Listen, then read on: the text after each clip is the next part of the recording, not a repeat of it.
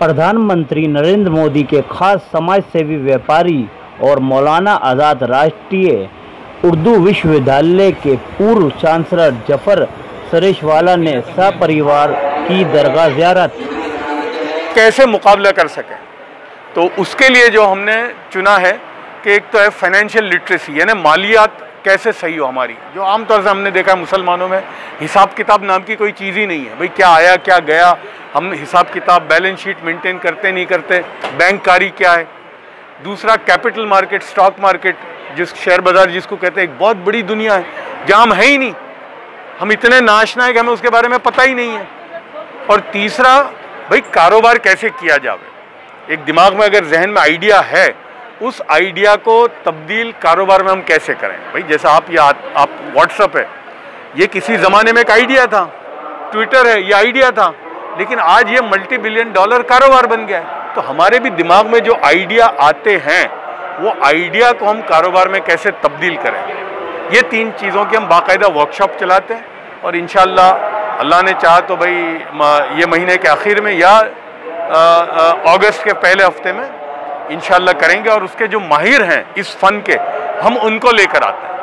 वो उसकी तालीम बच्चों को या हमारा जो तबका है उनको हम देंगे इंशाअल्लाह। आप शिक्षा को लेके इतनी बात कर रहे हैं। और देखिए, मैंने कहा था कि शुरुआत अजमेर से करनी है, इसलिए मैं दरगाह शरीफ में आया। ख्वाजा साहब के दरबार में हाज़िरी बड़ी ज़िंदगी की एक तमन्ना थी।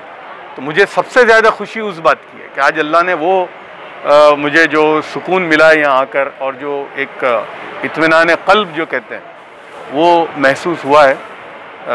और मेरे लिए ज़रूरी भी था, इसलिए कि लोग भाई बोलते थे कि ये तो तबलीगी हैं। मैंने बोला भाई नहीं, ख्वाजा साहब हमारे सब के हैं, ये कोई वो नहीं है। तो इसलिए ये भी एक उस दीवार को ख़त्म करना था। साहब आप ये बताएं, एजुकेशन की बात हो रही है, कहाँ तक एजुकेशन मिलेगा, फ्री मिलेगा या चार्ज लगेगा, इसके बारे में भी आप भाई अभी तो हम लोग जो है ना बोलते हैं ना, वो ऊँट तक पानी लेके आ रहे हैं। अभी तो हमारा बोलते हैं ना, उसमें भी अभी तो हमको ये भी नहीं मालूम कि कौन सी तालीम लेनी है, क्या क्या तालीम अवेलेबल है, और कौन से फ़न हैं। तो ये सबसे पहली उसकी शुरुआत है।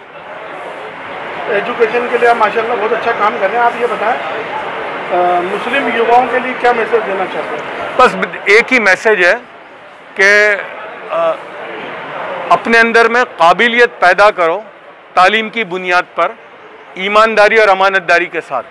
अगर ये 2 चीज़ें आ गई ना, तो दुनिया में कोई आपको पीछे कभी भी नहीं कर सकता। अजमेर शरीफ आए, मुस्लिम बच्चों के लिए आपने जो तालीम और तरबियत की जो संस्था बना रखी है, उस पर क्या क्या आप नए कार्य करना चाह रहे हैं और क्या आपको मंशा है? देखिए, अभी तो शुरू करने से पहले मेरी एक तमन्ना थी कि भाई सबसे पहले ख्वाजा साहब के दरबार में जाना है। और अल्लाह ने यानी ज़िंदगी की तमन्ना थी कि भाई यहाँ तो जाना ही है। और आज अल्लाह ने मौका दिया, और अफशान भाई ने माशाअल्लाह बहुत आसान कर दिया, वरना लोग बता रहे थे कि पहुँच ही नहीं पाओगे तुम अंदर इतना। लेकिन आज अल्लाह आपको जज़ाए खैर दे। तो ये एक अच्छी शुरुआत है काम की। और असल में हम लोग ये तालीम और तरबियत के नाम से जो प्रोग्राम चला रहे हैं, अब तक हमने 48 शहरों में किया है। ये इंशाअल्लाह 49वां हम जयपुर में करेंगे। तो देखिए, मेरा असल मकसद ये है कि हम लोग तालीम से बहुत दूर है, इसलिए मसाइल अगर आप हिसाब लगाओगे तो बहुत सारे मसले हैं, लेकिन कहाँ से शुरू करो। तो मैं इस नतीजे पे पहुँचा हूँ कि सबसे पहले और सबसे आसान जो है, जो हम सब कर सकते हैं, वो तालीम है। अगर हमने तालीम को पहले काबू पा लिया, तो जिसको हम अंग्रेज़ी में कहते हैं everything else will fall in place. यानी एक बोलते हैं ना भाई, बीच भाई आपका पूरा जो एक खैमा गिर गया है, तो सबसे अक्लमंदी क्या है कि भाई बीच का जो खैमा है उसको लगा दो, तो बाकी आसान हो जाएगा। तो ऐसे ही हमारा जो बिगड़ा हुआ है मामला, उसका सबसे आसान और बीच का जो खैमा है वो तालीम है। अगर हमने तालीम पे काबू पा लिया तो बाकी चीज़ें आसान हो जाएंगी। किस तरीके से बच्चों को तालीम मिलेगी और क्या क्या उसमें नए और आप आयाम रखेंगे? देखिए, तालीम तो एक तो ये है कि हम पहले तो बेदारी पैदा करते हैं कि भाई तालीम कितनी अहम है। यानी माँ बाप के अंदर भी ये बात आए कि देखो चाहे अभी सब चीज़ों को छोड़ दो, अपने बच्चों को तालीम याफ्ता बनाओ और आला तालीम, इसलिए कि ये दौर जो है अब भाई, किसी ज़माने में आप पढ़े लिखे हो या नहीं पढ़े लिखे, दस्तखत आती है नहीं आती, अब ये कुछ नहीं चलेगा।